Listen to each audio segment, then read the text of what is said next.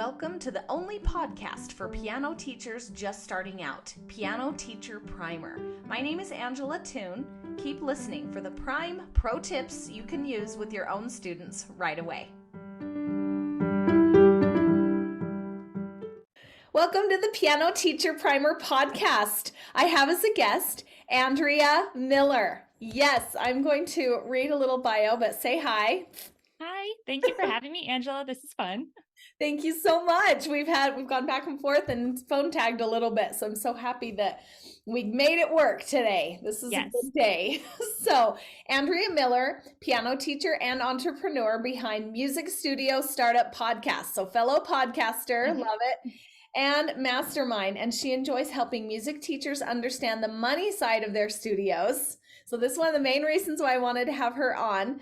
And empowering them to build financially sustainable studios and careers. And I'm hoping that beginning teachers, if they're like nervous about the business side of teaching, that you can reassure and also give some tools and help beginning teachers know that it's not a big deal and it's totally fine. And there's different levels you can choose. And so welcome. Anything else you want to say by way of introduction?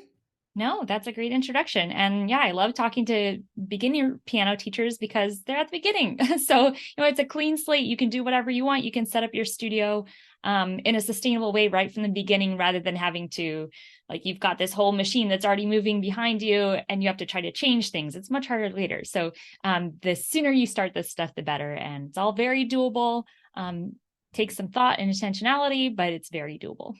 Very doable. Love it so much. So how did you get started teaching? What is your beginning stages like? Yeah, kind of on accident, like so many of us do, right?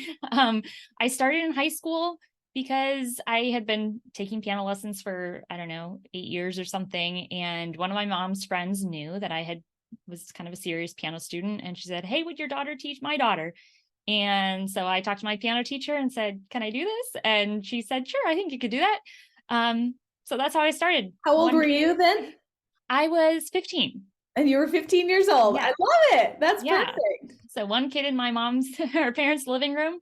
And I continued to teach out of their living room all the way through college. And then opened a multi-teacher studio. I went to school for piano performance and also entrepreneurship.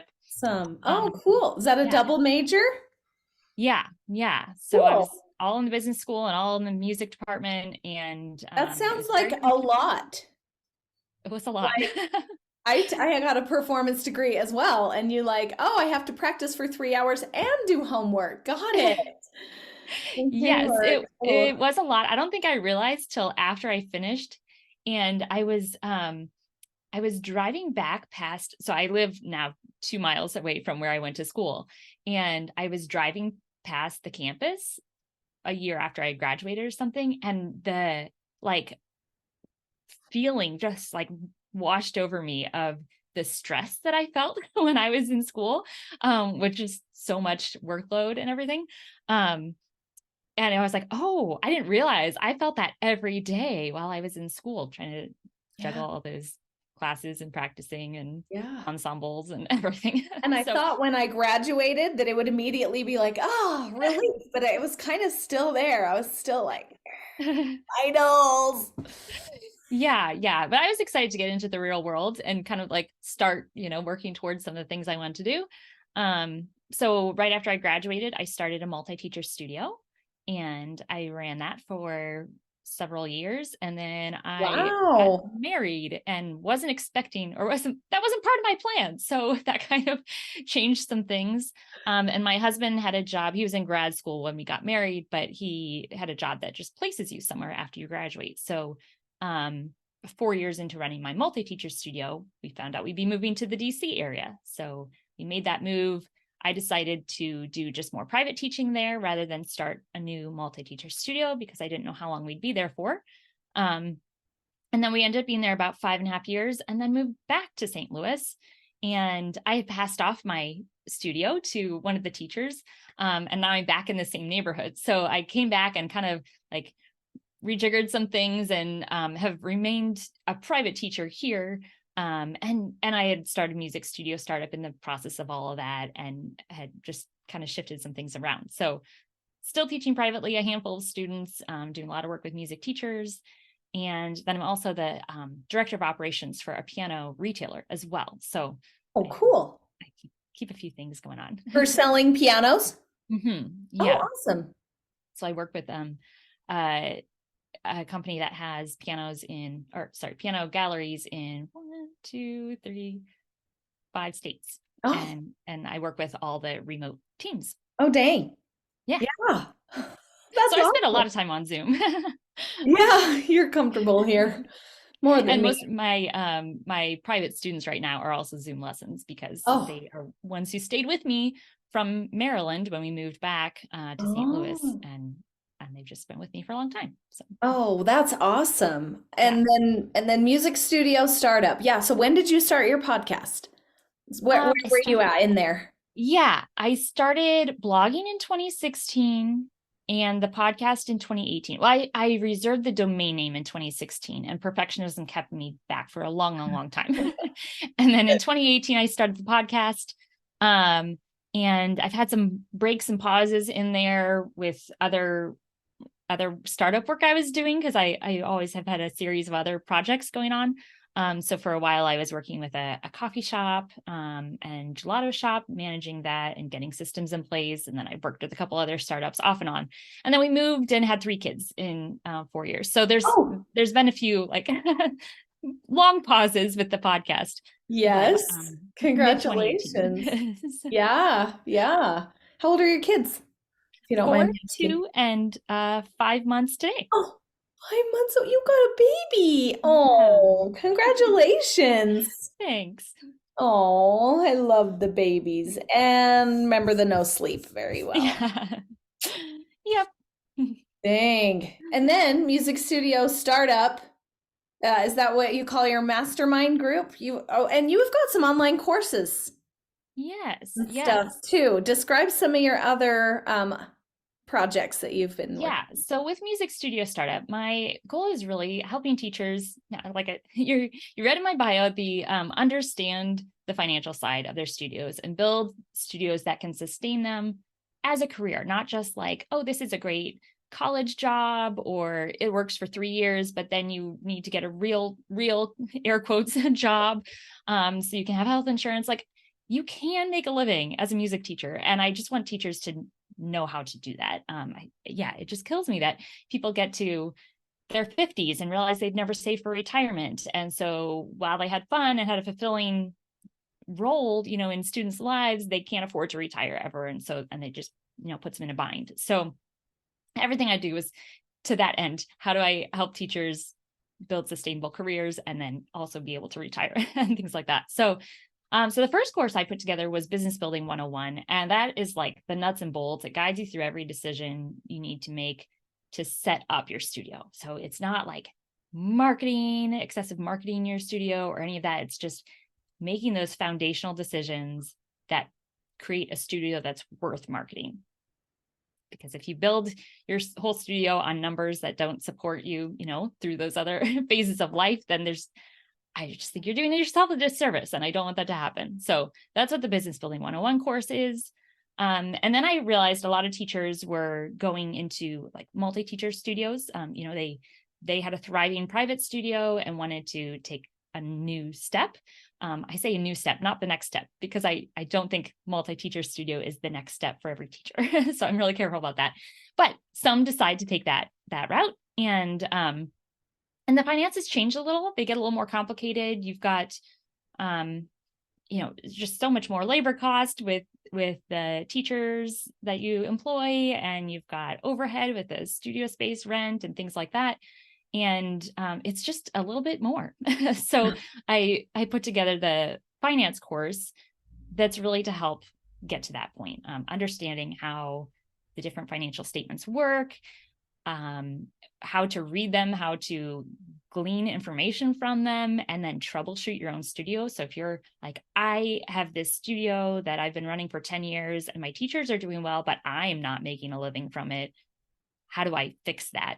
And that's what the finance course does. And also for a teacher who's maybe wanting to needs to get a loan because they need to rehab a space or something, just be able to speak the language of your banker and present a business plan or something that's respectable.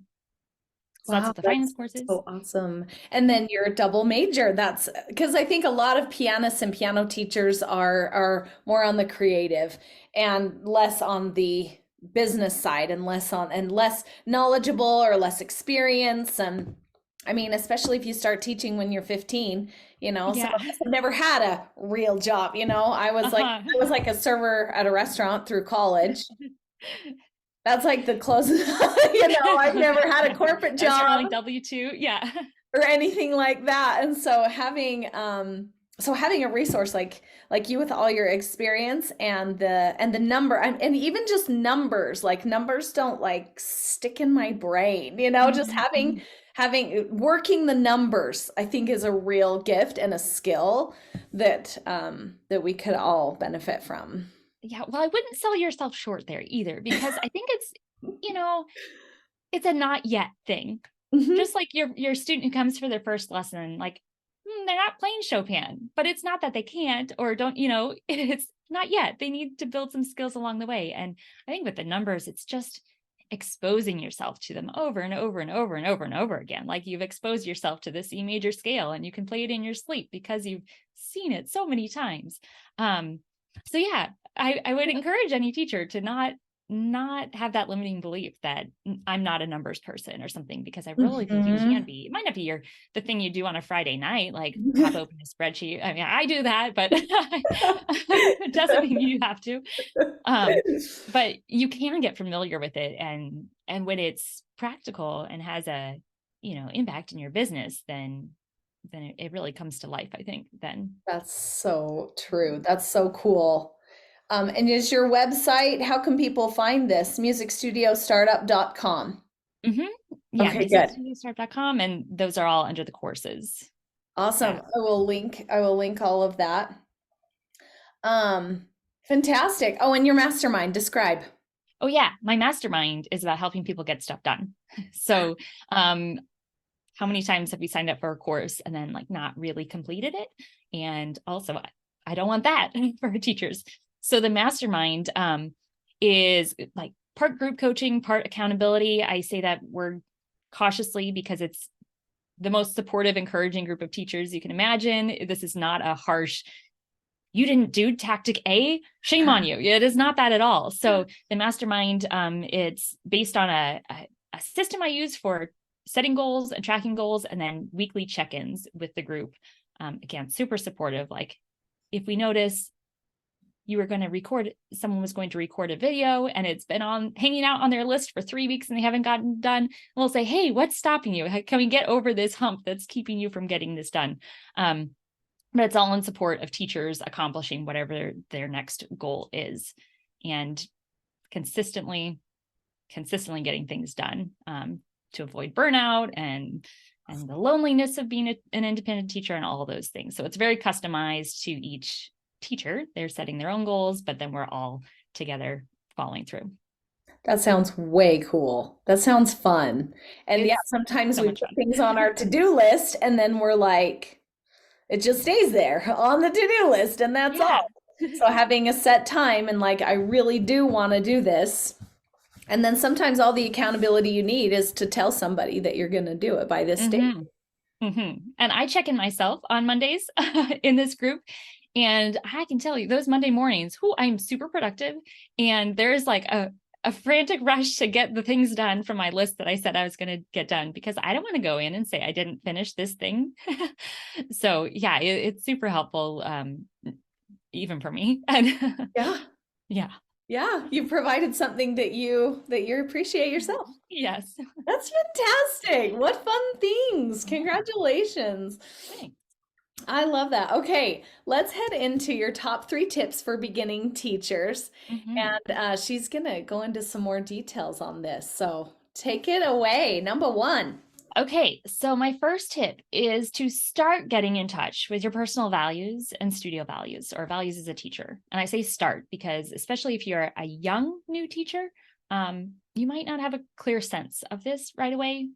So you're starting the process. And yeah, just think about what's important to you. I do have a mini course on vision and values to kind of help go through this. That one's free. It's on my website. Awesome. But it's a process. And so one of the exercises I have people do is go through a list of like adjectives and decide this one resonates with me, this one doesn't, just to start putting language behind what's important to you. And I see that influencing every decision a teacher has to make. Like one teacher might value flexibility. So they want a really open policy. Students can reschedule, they can cancel, whatever. That's great. Another teacher might value consistency and want that regular lesson every week, rain or shine. The consistency is the highest value. Both of those are fine. I think there's a place for both teachers. I really think different teachers are going to resonate with different students, but that does influence how you structure your policy and other things. So I just think it's really important. We get a lot of information thrown our way, and someone will say, you need to set up your studio this way. Someone will say, you need to set it up this way. But behind it, they're coming with a set of assumptions, values that they value, and they might not align with yours. So it'll help you sift through anything you're hearing and just build a studio that's your studio, not someone else's.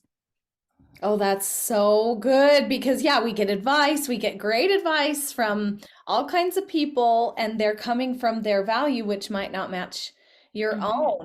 That is a great idea. And then and then it helps you not feel bad about it. Like the flexibility thing, I can totally relate to that because I provide a little bit of flexibility because I realized I wanted some on my end for my kids. Yeah. I want to be able to change a lesson once in a while if I want to hit a soccer game once in a while. Exactly. And so I will allow a little bit of trades. I allow makeup lessons within what spots I have available. And some, I think for a lot of years I felt bad about that. So this helps you not feel bad about it because you've already set up those core values. And then I'm not trying to be some other person. This is how I really want to do it. Yeah.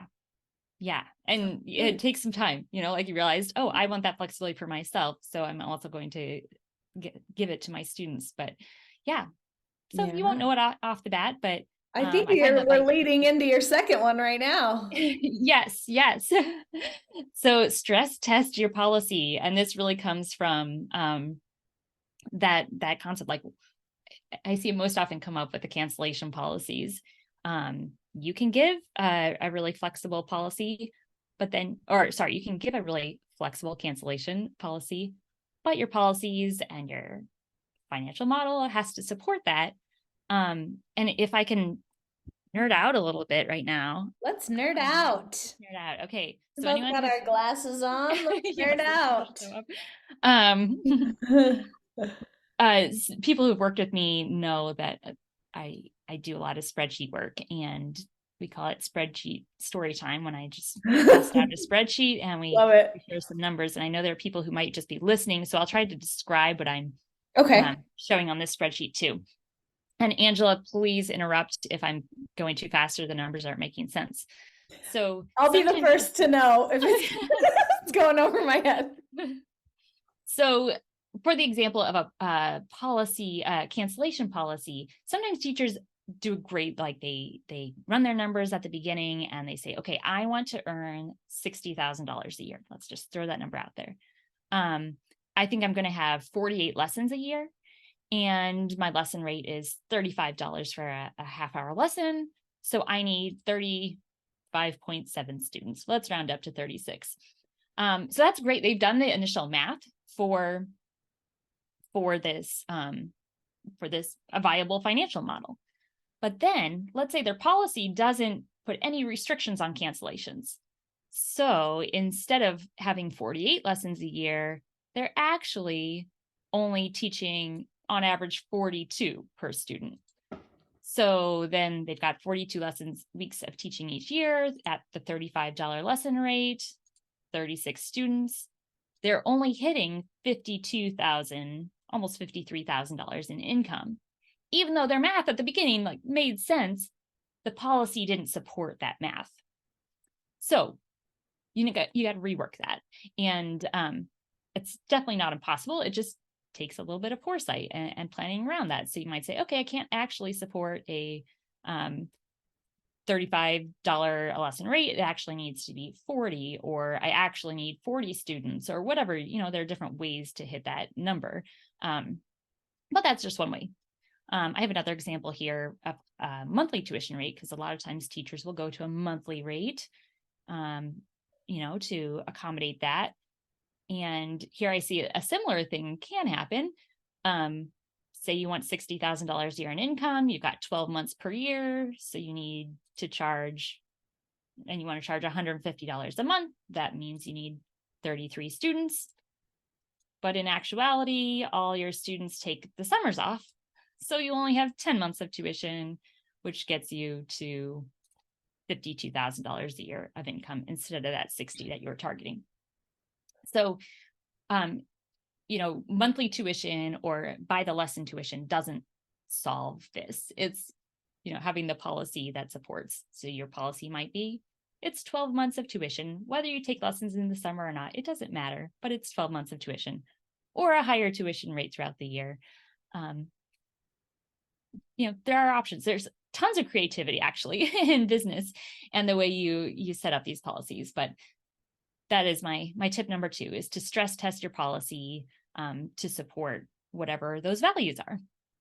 Flexibility, consistency, all that.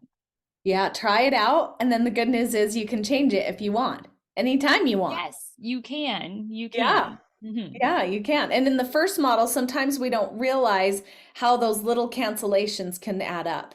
Yeah. So I used to charge a different amount per month, depending on how many lessons were in that month. Mm-hmm. And if they missed, it was a less amount. And yeah, they add up, those little cancellations. And when they're out of town, when they're sick, when it's spring break, when they're, yeah. So that's important to run the numbers and not be afraid of doing that, and to see how all of that plays out, and if that's what you really want. Mm-hmm. And I think when you've done that, it also gives teachers the conviction to uphold their policies. This goes back to the values. If your policies are reflecting your values and what you've decided you need to do to run a sustainable business, then you're not as swayed by, Johnny's 3rd birthday party this month or something like that. And you can be like, no, there's a reason I have this policy. It's because I need to be able to keep doing this. Otherwise I should get a job somewhere else, Maybe we could give teachers some ways of saying this. That way, what do you say to parents when you need to enforce a policy? Well, I have a couple ideas if you want to send out policies in advance is one way. Just remind them of the policies, and say, thanks for, okay, let's say it's a cancellation that someone doesn't want to pay for or something. And you can just give them a reminder. You don't have to justify it anymore than that. So just, that's so fun that Johnny gets to go to a 3rd birthday party this month. Unfortunately, I don't have a time to make up that lesson. As per the policy, we've got 2 makeups allowed per year. We'll see you next week. Thanks. Yeah, that's good. Or if they're asking for a refund or something, it's not in my policy to do that, but I am open this day at this time if they can come. I have another friend that runs a multi-teacher studio, and they have a group lesson on like Saturday mornings for anyone that needs a makeup. So they just have kind of an open group thing. They have some games thing. They have I don't know exactly what the format is of it, but I know she uses that as, hey, it's not in our policy to do that. Oh, I'm so sorry that you guys are going to be out of town, but this makeup date is available. So something like, it's not in my policy. Sorry, not sorry. No, just kidding. It's not in my policy, but here's this other way to handle it. Yeah, absolutely. I love that. Yeah, the group makeup lesson, like predetermined makeup days, all that is great stuff. I've also heard something like, it wouldn't be fair to the other families who pay by the month, every month. Oh, we're traveling all summer. Well, I've also heard it put this way with the summer thing. the tuition holds your spot for the fall. Yeah. Mm-hmm. The tuition holds your spot for the fall. If you're unable to have that hold your spot, then I've got a lot of students around the corner that are ready to take that spot. So if you want to hold your spot for the fall, then and the other thing I've done too with policies is if there's a big, huge life event, I really do, between us teachers, don't tell my families, but I have made other arrangements. Mm-hmm. Mm-hmm. Just those big life events, a divorce, I had a kid hit by a car, not my kid, my student, but still you feel like they're your own. I'm like, Yeah. Yeah. Wow. so I didn't charge them for that month when when his thumb was broken from he was Mm-hmm. walking his bike. Oh Oh, my wow. gosh, it's horrible. So stuff like that, I make exceptions, but then Mm-hmm. I just leave that all up to my own self. I think I do say something in my policy like emergencies do happen or something like that. So I can leave that up to my And discretion. it can all be that, all of that is fine. It's having the financial model that supports that flexibility or that level of compassion or whatever it is. So, if you only want to collect 10 months of tuition each year and let students do whatever they want for the summer and not pay, just adjust your 10 months so you can afford to do that. There's no like right or wrong on these things. What I care about as a coach at the end of the day is sustainability, and can this support you, and not just your financial well-being, but also your person. And Yeah. yeah, is it going to burn you out? Because sure, you could teach 60 students a week, but how long can you keep that up? And does that afford you the other opportunities in life that you want? Like someday you might want to have kids and you don't want to teach from 8 a.m. to 10 p.m. every day or something like that. So yeah, but if you want to only collect tuition 10 months of the year, or you want people to be able to cancel once a month, go for it, go for it. Hmm. Just make sure your model supports it. Yeah. Yeah. And I love how you mentioned too, there's so much creativity you can do with this. It's Mm-hmm. not only by the week or only by the month. In fact, one of my other episodes, I kind of go into what I do. I do like a semester system, and there's Uh-huh. 2 extra weeks. So they can miss two, same amount every month, Uh-huh. and then there's 2 weeks, and nobody minds an extra week off before Christmas. Beautiful. Yeah. So that really works for me to have a little bit of flexibility, but also have the same amount per month. So there's so Mhm. much So much. creativity. Yeah. And Yeah. it goes back to like, there is no one right way for each teacher, because what you value and what a good maintainable lifestyle for you is going to look different than someone in a different, season of life. And that's fine. Totally, totally. And different seasons, yeah. And we can change our policies depending on what season we're in. Mm-hmm. Beautiful. And I love too how you said take take the financials into account. I think sometimes also as piano teachers, we love so much the fulfillment and the musical things and we take into account how much do I want to teach and say, but we ignore the financial model. So that's really a good reminder for us. Should we go to tip number 3? Yeah. Okay. So tip number 3 is to prioritize building fast. And this one might be a little bit, I don't know, everyone might not agree with this one, but Yeah, but you again, can share what you think. Yeah.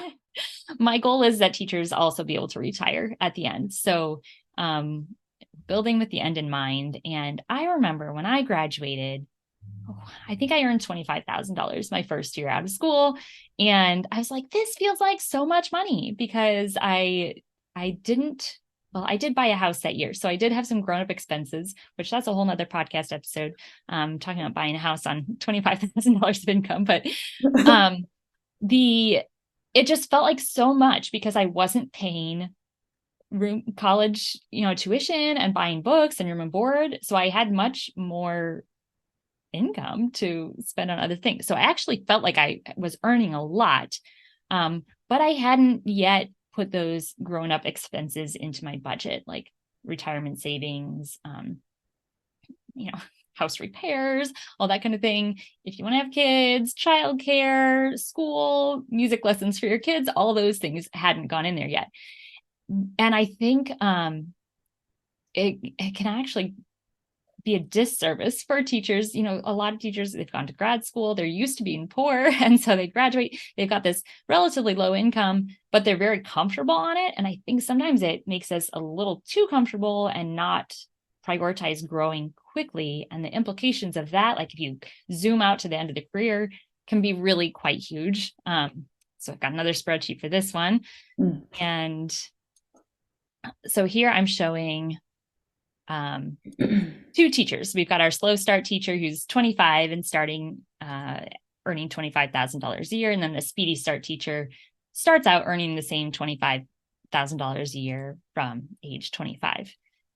Now, our slow start teacher just gradually increases their income, like $5,000 a year. I'm going to bring this out to age 30. And the speedy start teacher, they're like really accelerating it. They're maybe paying for advertising, using a service like Thumbtack or something to get leads in faster, build their studio really fast. And so they pretty quickly jump to $50,000 and then $60,000 in income. Because of that higher income, the speedy start teacher is able to start saving for retirement at age 26, let's say, instead of age 30, like the slower start teacher, just because they have more income coming in. Over the course, in those 5 years, the speedy start teacher is earning $75,000 more than the slow start teacher, just from this slower acceleration rate, 31% more. On top of that, the speedy start teacher has $32,000 in retirement savings at the end of those 5 years. And, this is 6 years, age 25 to 30. And the slow start teacher has only $6,500. So if that teacher were to put pause on their retirement savings right there, and then zoom out to age 65, let's say they're retiring then, the future value of the slow start teacher's retirement portfolio is $65,000. And the future value of the speedy start teacher's retirement portfolio is $370,000, just because they were able to start saving earlier. That's huge. And a lot of times we look at, I'll have a teacher say, well, I don't want to spend $100 on advertising when I get great word of mouth referrals. And that's awesome. Word of mouth is super powerful. Usually the best students come from word of mouth for sure. But if it's going to take a year to start getting referrals and you're going to get only 5 a year, there's just huge incentive to accelerate that. And maybe you're not getting the best students from the paid advertising that you're doing, but you're just accelerating that income to enable you to start saving and do those things that are really going to have a huge impact on your career looking out 5, 10, 30 years. And I think there's also some judgment. Yeah, isn't it crazy? I've sensed some judgment about paying for advertising or leads for students or things like that.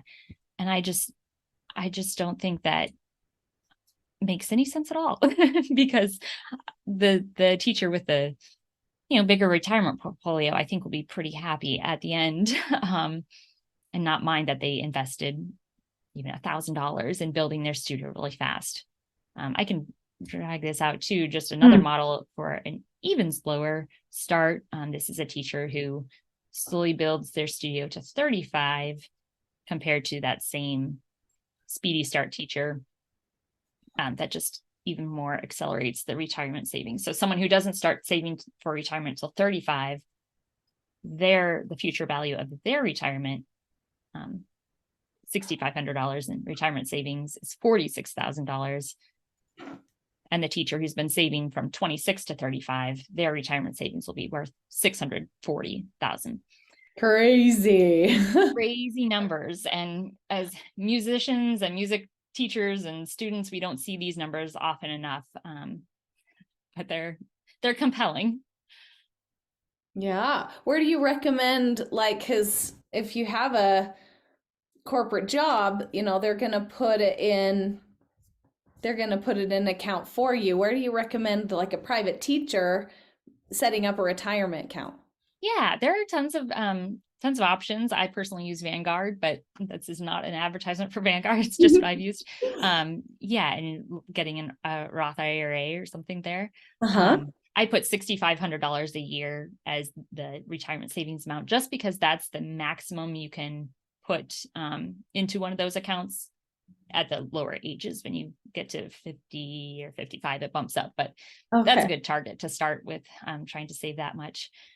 And yeah, I think more important than doing like finding the best thing is to start and get in the habit of saving that and setting aside, and put it in the budget as an expense. Don't wait for your income to feel like you have enough. Just right away start with $5 a month if that's what Yeah. what you can do, and get in the habit and build it up. Yeah, just start. Yeah. Yeah, or if you move to a new area, you don't have the advantage of the word of mouth having traveled. Exactly. So Yeah. that would be a good time to, and then again, get creative. Like if you don't want to do a big spend of advertising, there's music teacher groups, there's a lot of ways to find students with different creative ways to do that. So many. Yeah. Yeah. And it's not about the method. It's just like, prioritize it. Don't, like, there are costs to waiting. There are costs. There are costs to waiting. Yeah. So we think about the cost of advertising, but there's a cost to waiting. That's good. Yeah. Because if you spend, and this is the same argument with, they say, well, I don't want a student from Thumbtack or something because they're not going to be as good, or like a long-term student. Fine, they might be a 6-month student. Okay. And especially when we talked about the values thing, you don't exactly know what you're all about at the beginning. So just get a lot of those 6-month students, just work them through, figure out what you like and what you don't like, and what student really lights you up and makes you enjoy teaching. There's value to that too. So. And you still have that ability to say, I don't think it's a fit for me as a teacher and you as a student. So if you get a vibe from an advertising and you really are thinking it's not going to be a long-term, or somebody you really don't want to teach for whatever reason, you can still say, even though you advertised and they came, you can still say, I don't really think it's a fit, but here's my friend who teaches. Yeah. And then you're the great friend teacher who refers students. Yeah. And also just a resource in your community too. Like, oh, I know if I call Angela, she's going to say, I think you'd be a great fit here, and give me a really great referral. And yeah. Yeah. And most people don't graduate from college getting their ideal job either. Yeah. And each one of your students is like a tiny mini sliver of a job. Yeah. So you might have some that are not ideal at the beginning. And as you build the portion that is ideal, those other ones, they trickle away. Or you can say, I'm cleaning my rosters and it's been great, but it's time to pass you on. And because I've got enough students that really fit my ideal client. And every time I had a baby, I would cut back a little bit. And I would just say, I'm having a baby. I'm cutting back my studio. Again, here's some friends of mine that I can pass you on to. Let's see. The other thing I was going to say with that too. Oh, yeah. The other thing is charging more will attract more dedicated students as well. So if you're finding you're getting a lot of not your favorite, then you might also consider raising your prices, and you might attract some more, not always, but you may attract more of your ideal student.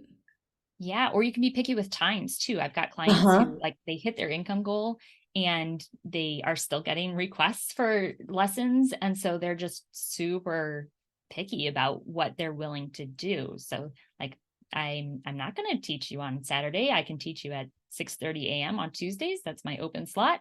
Or I can do asynchronous lessons, but it gives you like that ability, freedom to really just have higher standards. Yeah. I love it. Yeah. And it's a premier experience here. Private lessons and or group formats, whatever you choose. It's a high level, it's a high ticket item. So let's do that. Yeah.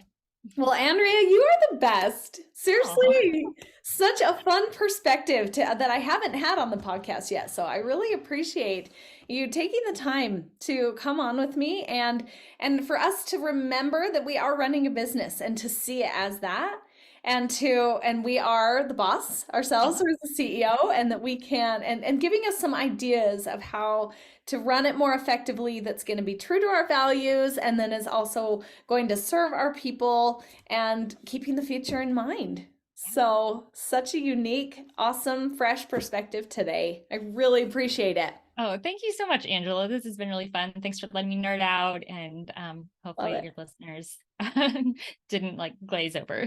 Yeah, so if you're listening and you want to just check out, this will be on YouTube, and then Spotify has video, so you can check it out on video if you want to see it. But I think you described it. I think it'll make sense. So Awesome. thanks, Andrea. Thank you.